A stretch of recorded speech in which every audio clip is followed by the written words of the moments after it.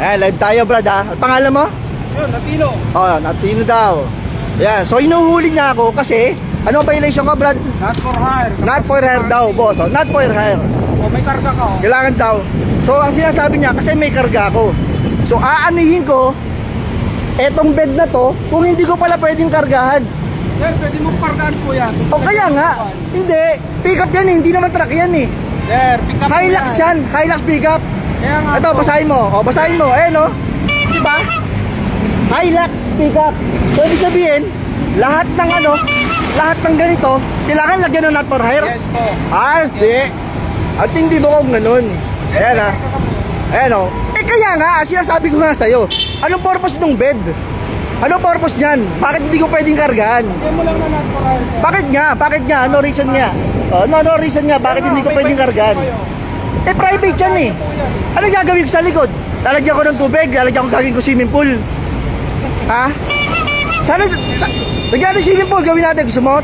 Tulungan mo ako tanggalin yung lona. No, sir. O, tanggal mo ako tanggalin yung lona.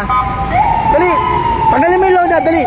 Tanggalin mo yung lona. Ba't ko tatanggalin? Kaya nga eh, kasi sabi mo bawal kargahan. Hindi bawal, sir. Hindi, sabi mo bawal kayo na bawal kargahan. Bakit ko kailangan obligadong ano? Kaya mo lang lagyan na not for hire. Bakit nga? Bakit nga? Kinakarga. Ay, yung isang ganito ka, wala kang tatakis. May effects din kami, wala namang ganyan. Sa business yan. Paano mo nalaman? Paano mo nalaman ginagamit ko sa business? May karga po kayo. Sige, ano laban yan? O, uling. Uling? O. Sigurado ka uling? Sigurado ka uling, ha? O sige, buksan mo. O, buksan mo. O, ano? Junk shop pa yan. Nasaan ang uling? Sabi mo uling. Ngayon, junk shop. O. Ano? Junk shop yan. Kaya nga. Junk shop. Kaya nga, paano nga naging uling yan? Eh, Paano naging uling? Tapos ngayon sabi mo, junk shop. Nanguhuli ka lang, nanguhulol ka lang eh. Hindi ako ulol. Hindi ko sinabing ulol ka. Iba yung sinabi kong ulol ka, tsaka sa nanguhulol ka. Hindi, kaya pa yun. Pero Tagalog sinasabi ko. Ano yung bibig pag sinabihan ka ng ulol ka, tsaka ng uulol ka? Ano pinagkaiba nun? Ano pinagkaiba nun? Sir, parehas na din yun. Di pares yun. Ang sinabi ko, nang uulol ka. Hindi ko sinabing ulol ka, magkaiba yun. Junk shop yan. Oh, ano naging junk shop? Ano naging junk shop? Sige, paano mo naging junk shop? Paano naging junk shop? Hilux yan, di yan junk shop. Oh, hindi yan junk shop. Hilux yan, Hilux. Hiram lisensya mo. Ba't ko pahiram ng lisensya sa'yo? Ba't ko pahiram? May violation pa. Violation, nasaan ang violation? Oh, nasaan ang violation? Nasaan ang violation dyan? Iwalag dyan. Oh, kaya nga, ano nasaan ang violation dyan? Sabihin mo sa akin. Not for hire. Capacity not for hire? Bakit? Oo. For hire ba ako? Saka, For hire ba ako? Kaya nga, Brad, ang tinatanong ko sa'yo, ano ang purpose nitong bed na to? kaya nga po, kinakargaan. O, lagyan mo ng... Eh kaya yan nga yung purpose yan, para kargaan eh. Kasi sana naligyan ko dalang naupuan yan. Ano naging junk shop yan? May karga ka, o. Ano naging junk shop? Ano ang pakialam mo kung kakargahan ko yan? Eh, una-una akin yan. Pangalawa, hindi ko autorisado, tanungin ko ito laman yan. Private po yan. O kaya nga, Lagyan mo na not for hire. o di, parahin din natin yung mga ano. Boss, ano pangalan? Ano pangalan ng mga sakay mo? Ganon?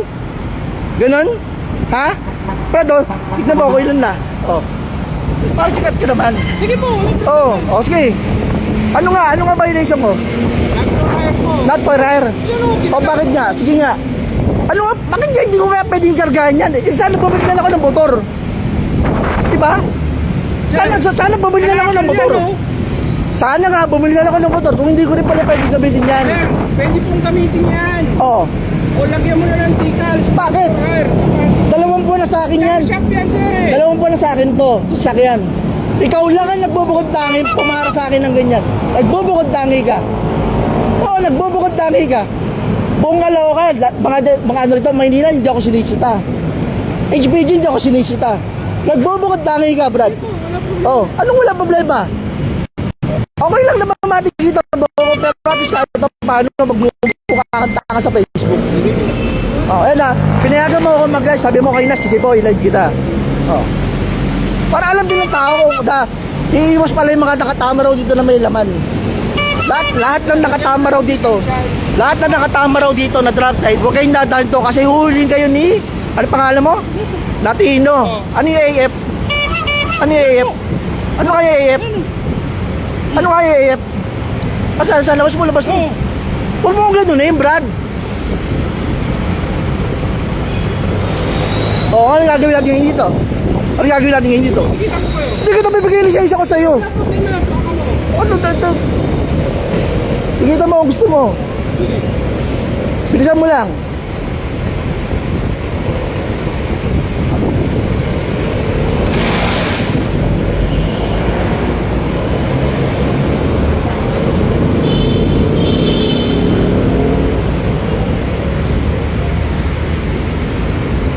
Brad, nagbubukod tangi ka, wala pumara sa akin ng ganyan. Eh no, bawal pala kargaan ng pickup. Yan, bawal daw. Kailangan daw may not for air. Unang-una, hindi 1,000 kg yan sa pagkakaalam ko.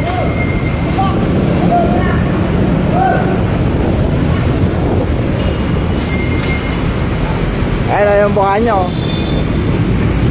Ayan yung mukha niya. Poging-pogi.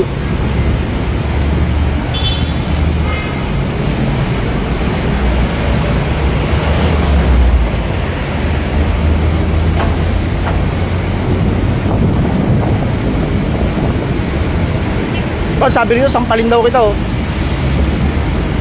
Bukod mo. Oh, sabi nito, sampalin kita, oh. Kamali kaya yata ng hinuli, Brad.